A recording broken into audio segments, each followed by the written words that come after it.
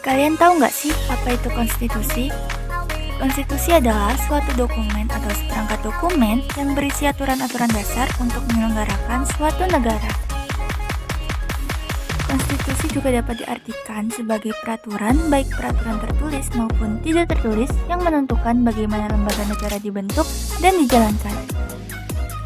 Lalu, apa sih fungsi konstitusi dalam kehidupan berbangsa dan bernegara?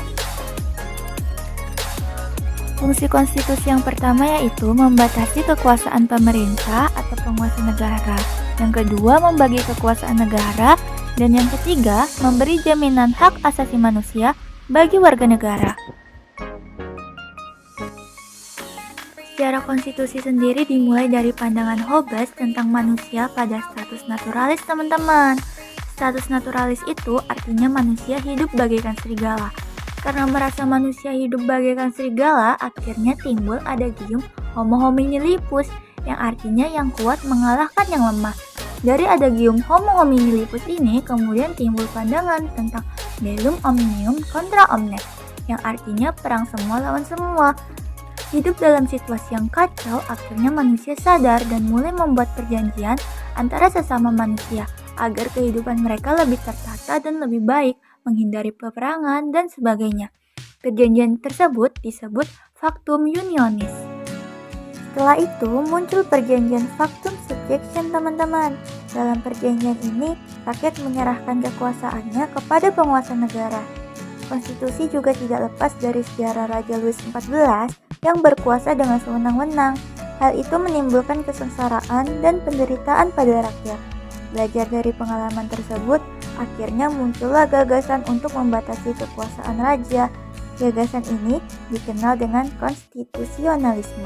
Konstitusionalisme ini mengandung arti bahwa penguasa perlu dibatasi kekuasaannya, dan karena itu kekuasaannya harus diperinci secara tegas.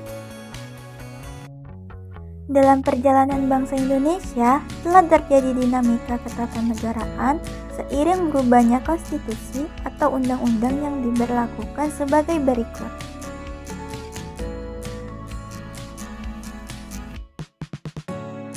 Teman-teman tahu nggak sih, pada tahun 1997 terjadi krisis ekonomi dan moneter loh di Indonesia.